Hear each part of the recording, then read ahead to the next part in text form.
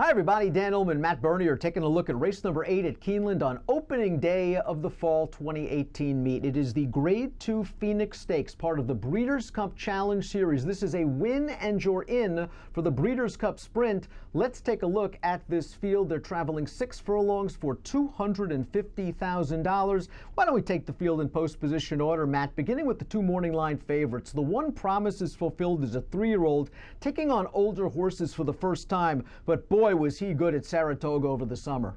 He was awesome. I mean, this is a horse that he'd always hinted at some serious ability, and whether you want to say the distance is what kind of compromised him in a few instances, or just these supersonic pace situations, which he was hooked and involved in, he'd always hinted at ability, and Saratoga is really when he had his coming out party. I think the most promising thing about Promises Fulfilled is that up at Saratoga, he displayed 2 different ways of winning. One outright on the lead, the other sitting just off of a target. He proved effective at both of them.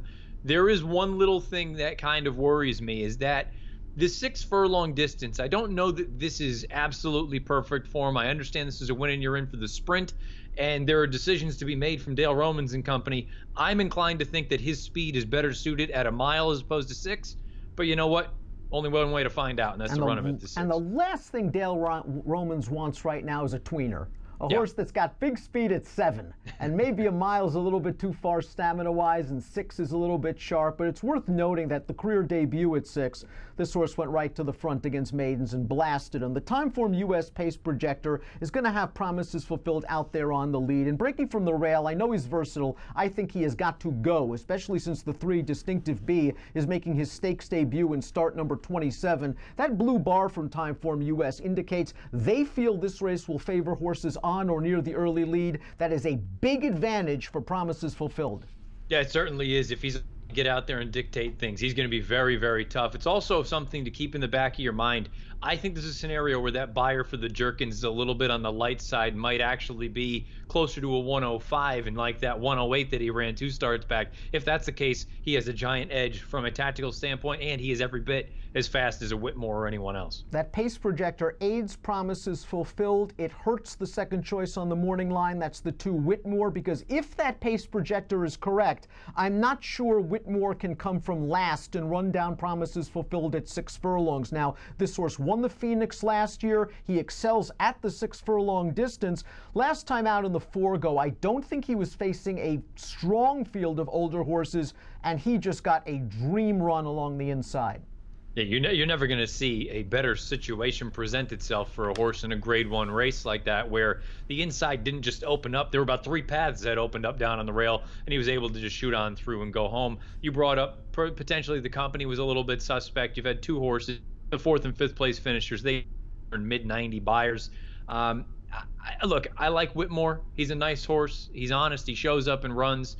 There's just a part of me that is still not totally convinced that he is truly a Grade 1 caliber sprinter. Distinctive B, 1 for 40, an optional claiming non-winners of one other than at Del Mar last time out. He actually was beaten in a $32,000 claimer 2 starts back, but last time out he put it all together in the first start off an 8-month layoff, and maybe this is just a new horse at the age of 7 for Peter Miller. He beat a couple of next out winners in that race. He's got speed. Can he push Promises Fulfilled enough and then hold off the closers? Or does he push Promises Fulfilled enough and set up the closers? Or does he push Promises Fulfilled and go backwards?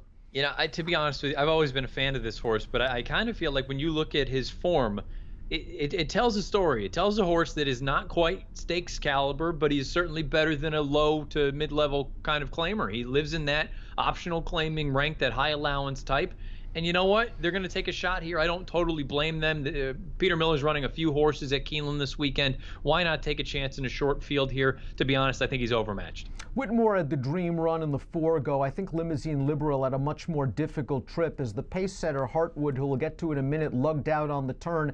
It kind of forced Limousine Liberal out to the center of the track, and he's a trier, and that's what he did in the stretch. He was making up some ground. He was only beaten a length and a half. He's done good work at Keeneland in the past, and really the key to this race is this. If the 3 hooks the 1 and keeps him occupied long enough, Limousine Liberal, a horse that has shown tactical speed in the past, maybe he's the one to directly benefit. Yeah, it's entirely possible. You know what kind of quality you're getting from a horse like this. I suppose the tough thing Not necessarily about this race on Friday. It is what it is. It's at 6 furlongs. I think the connections are probably very anxious about a race like this because realistically, what is his best distance? I happen to think it's 7/8 of a mile, and that puts you again in no man's land come Breeders' Cup time. Is he going to run in the sprint or is he going to run in the dirt mile? And the dirt mile might be pushing it to the very limit. I think if he runs really well here on Friday, I think they think long and hard about the sprint. Heartwood, the 5, lugged out on the lead in the 4 go. That opened up the rail for Whitmore, and he took advantage.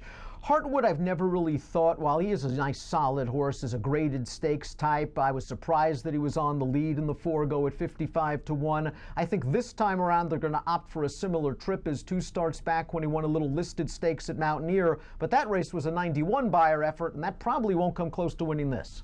No, I think they've got to look at it and just say, with the draw, you're going to have to sit off of a target, likely promises fulfilled, and then also you brought up Distinctive B with his speed. I think they'll be thrilled if they get a piece. Interesting spot for the 6, Dalmore, who hasn't sprinted since February of 2016, 0 for 5 sprinting lifetime. This is a horse who can throw at his Whitney because he was the one doing all the dirty work, chasing Diversify, going 1 1/8 and he paid the price. I thought his Cornhusker 2 starts back was pretty good. If this pace is fast, maybe he comes with a strong run. I mean, he was up and against Mind Your Biscuits and Diversify last time out. Blinkers on dirt the last 5 years for this barn, though. Older horses 0 for 30.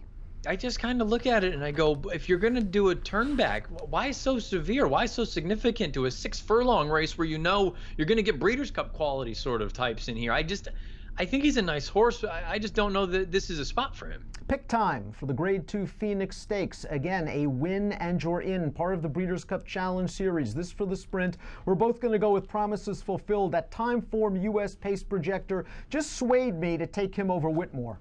I have to be honest with you. He's won me over. I didn't love him early as a 3-year-old. I thought maybe he was just sort of one of those speed crazy types. I've been blown away by his 2 races up at Saratoga. I think he fits in there as one of the best one-turn horses in training right now. But again, it really boils down to, as important as this race by itself is on Friday, what is he? Is he a 6 furlong type? Is he a miler? We don't know yet. They haven't tried the one-turn mile. I would like to see that. I would think that's probably a better spot in the Breeders' Cup rather than the sprint. But at the same time, if he wins this race, they've got options. Give me numbers. 1, 2, 4. I'll go 1, 2, 4 as well in the Grade 2 Phoenix Stakes. One of 2 important Breeders' Cup Challenge Series races at Keeneland on opening day of the fall 2018 season. Best of luck.